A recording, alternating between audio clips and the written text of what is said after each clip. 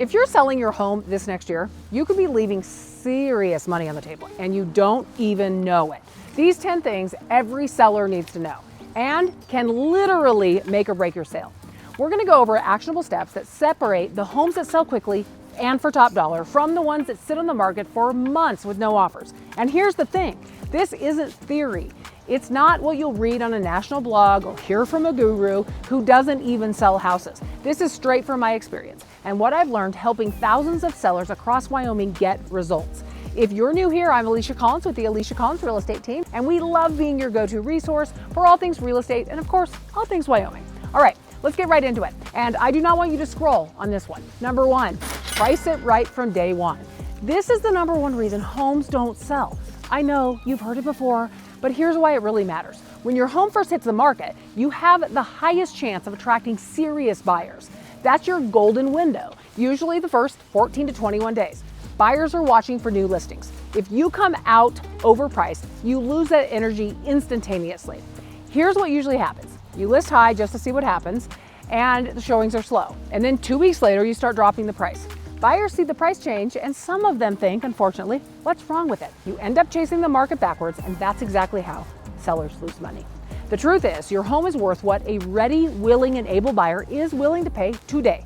The market sets the price, not Zillow, not your neighbor's opinion, and not what you need out of it.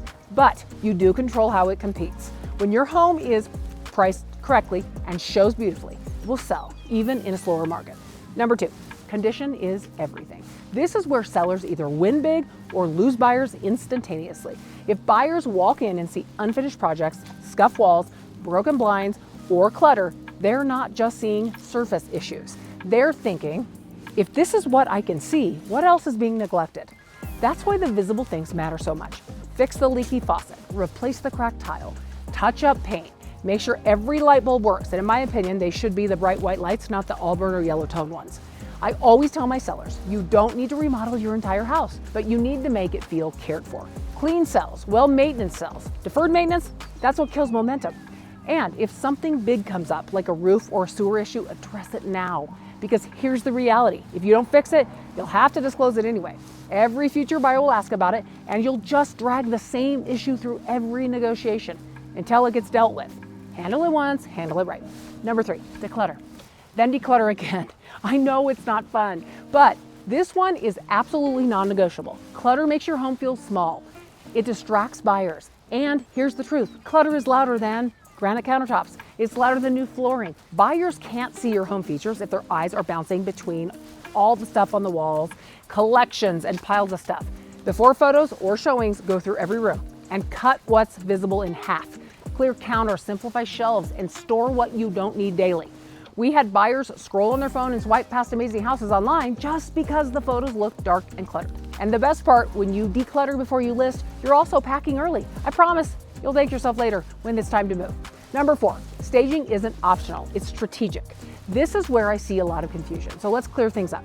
In my MLS, we cannot use virtual staging. And honestly, I don't like it anyway. It's misleading. And buyers feel disappointed when the house doesn't look like the photos. Instead, we do light, real-life staging, focusing on the main areas buyers notice first: living room, dining room, kitchen, and bathrooms. My team owns enough furniture and decor to stage at least 10 houses at once, and we never charge extra for it. If the home is occupied, our professional stager walks through to make sure the furniture layout feels right and the flow makes sense. Now, sometimes that means removing pieces. Sometimes it means adding small touches like pillows, greenery, or wall art that photographs beautifully. The goal isn't perfection, it's balance. We want your home to feel warm, open, and inviting, not empty, over-decorated, or under-decorated. Number five, marketing has to be everywhere. I say this all the time. No one wakes up in the morning and says, I think I'm gonna buy a house today. Something sparks it. A for sale sign, a Facebook post, a YouTube video, a short form home tour that pops up while you're there scrolling. That's why your agent needs to be marketing everywhere. When I list a home, it doesn't just go on MLS. We run targeted ads on Facebook and Instagram, YouTube videos, Google campaigns, postcards, and email blasts to our database of buyers. We track where leads come from and make sure every person who might be interested sees your home. It's about visibility. The more people who see your property in the shortest amount of time, the better your odds are for finding the buyer. And trust me, the buyer who ends up purchasing your home probably didn't plan to. Something caught their attention and got the ball rolling. That's exactly what good marketing does. Number 6, negotiation isn't war, it's problem solving. Too many people think negotiations is about winning. They're not. They're about finding common ground that gets both sides to closing. Sometimes that means agreeing to a few small fixes or offering a credit for a repair. Other times it means tackling a bigger issue like replacing a roof or a sewer line because it's the right move long term. Here's what I tell my sellers. You'll either fix the issue now or you'll deal with it later when you disclose it to the next buyer. So let's handle it right, keep momentum, and get to the finish line. And while we're talking about offers, if you get a low one, do not just reject it outright. I've said this before and I'll keep saying it. You can't negotiate what you don't have. A low offer still means someone wants your home. Counter it. Even if you don't have another offer on the table, keep the conversation going. Sometimes the first offer ends up being the one that gets you closest to your goal. And even if it doesn't, it gives you valuable feedback about what buyers are seeing in your price range.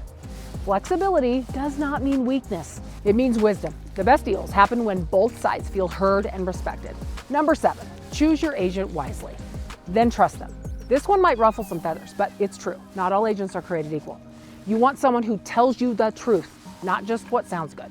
The agent who's willing to say, hey, the price is too high, or we need to fix this before photos, is the one who's actually protecting your money. And loyalty matters. When you choose a local agent who knows your market, who's connected, experienced, and invests in real marketing, stick with them. I list homes for 10 months because we spend a lot of money on advertising and media exposure. Real marketing takes time to reach the right buyers. Now, if your listing contract ends and the home still hasn't sold, you're free to hire somebody else. But most of the time, when the home didn't sell, it comes down to one of 3 things: condition, price, or marketing. When I take over a previously listed home, I can almost always tell which one it was, and we fix it. Number 8, clean like your home is going to be in a commercial. Buyers notice cleanliness more than upgrades. You can have a brand new kitchen, but if there's dust on the ceiling fans and soap scum in the shower, they're gonna remember that, not the quartz countertops. Before photos, before showings, deep clean everything. Windows, baseboards, light fixtures, grout, all of it. And if you can, hire a professional cleaning service while your home is listed. It's worth every single penny. Your home should feel move-in ready. That's the feeling that sells. Number 9, be realistic about showings. I know it's inconvenient. I know it's a pain to have to clean, leave the house, and wrangle pets every single time somebody wants to see your home. But showings are the heartbeat of your sale. And the more buyers that walk through, the better chances of an offer. Make your home as easy to show as possible. Flexible hours, short notice if you can, and lights on for every single showing. And yes, I know, sometimes you'll get a last-minute showing when the sink's full of dishes and your kids left Legos everywhere. It happens. Just do your best. Buyers don't expect perfection, they expect effort. Number 10, selling is emotional, but you can't take it personally. This one might be the hardest. Selling your home isn't just about a business transaction, it's emotional. You've put time, money, and heart into this place. You have so many memories in your home. But once you decide to sell, you have to shift from homeowner to home seller. When buyers nitpick things you love or lowball you or question your upgrades, don't take it personally. It's not about you. It's about their perspective and their budget. Your job is to stay focused on the goal moving forward. A great agent will buffer these emotions and guide you through every bump in the road. But the smoother you keep your mindset, the smoother your sale will go. So there you have it, the 10 things every seller needs to know. The real version, not the sugar-coated one. Selling your home does not have to be stressful.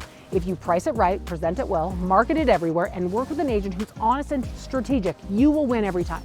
If you're thinking about selling, or just want to know what your home is worth, I'd love to connect with you. There's a link down below in the description of the video to book a call directly with me. I'm also hosting a free seller seminar where I walk you through everything from pricing to prep to what really makes buyers say yes. You don't have to live in Wyoming to join. The link to register is also going to be in the description box.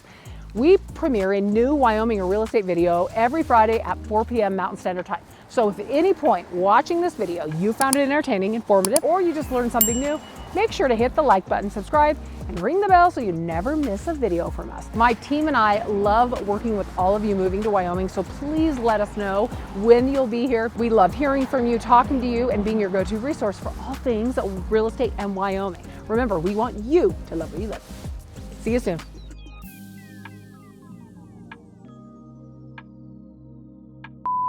Google campaigns. Oh boy. Okay, Let's go back.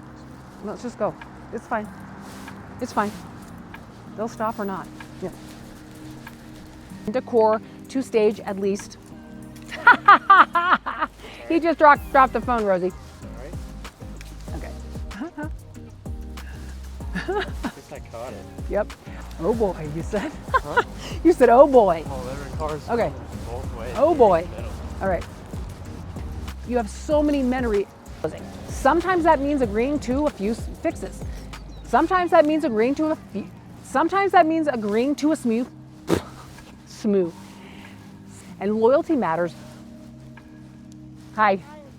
And oh, I don't like how I did that last part. I'm gonna do it again. Okay.